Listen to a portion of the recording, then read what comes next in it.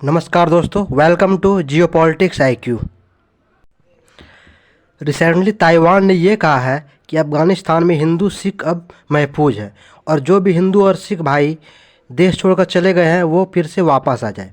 आपको पता होगा कि अफ़गानिस्तान में लगातार सिख और हिंदूज पर अटैक होते रहे हैं, इसलिए वहाँ की माइनॉरिटीज़ अब देश छोड़कर भारत आना चाहते हैं। अभी कुछ दिन पहले ही वहाँ एक गुरुद्वारे में हमला हुआ था जिसमें एक सिख श्रद्धालु की मौत भी हो गई थी। 2018 में हिंदू और सिखों पर सुसाइड अटैक हुआ था जिसमें 19 लोगों की मौत हो गई थी।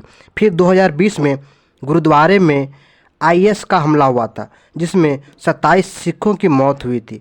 और फिर जून 2020 में भी काबुल गुरुद्वारे पर हमला हुआ था जिसमें कि 2 लोगों की मौत हो गई थी। स्वाभाविक है कि वहाँ के माइनॉरिटीज़ बहुत ही डरे हुए हैं और वे अब अफ़गानिस्तान छोड़ रहे हैं।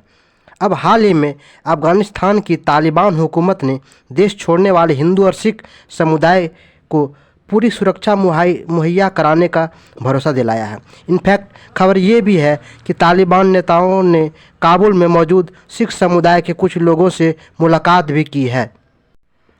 आपको मालूम होगा कि पिछले साल तालिबान ने पूरे अफ़गानिस्तान पर कब्जा कर लिया था।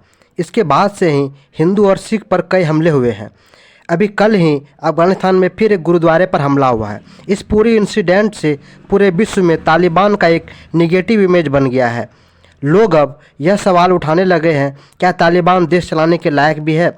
अफ़गानिस्तान को देश चलाने के लिए फंड्स की ज़रूरत है, वहाँ भुखमरी भी है। हाल ही में भारत सरकार ने बहुत सारी ज़रूरी वस्तुएं भी अफ़गानिस्तान को दिया है। अब अफ़गानिस्तान को डर ये है कहीं उनकी नेगेटिव इमेज के कारण ये सारी सेवाएं बंद ना हो जाए, इसलिए अब तालिबान को अपने इमेज का फिक्र होने लगा है और वह अपने इमेज को पॉजिटिव बनाना चाहता है।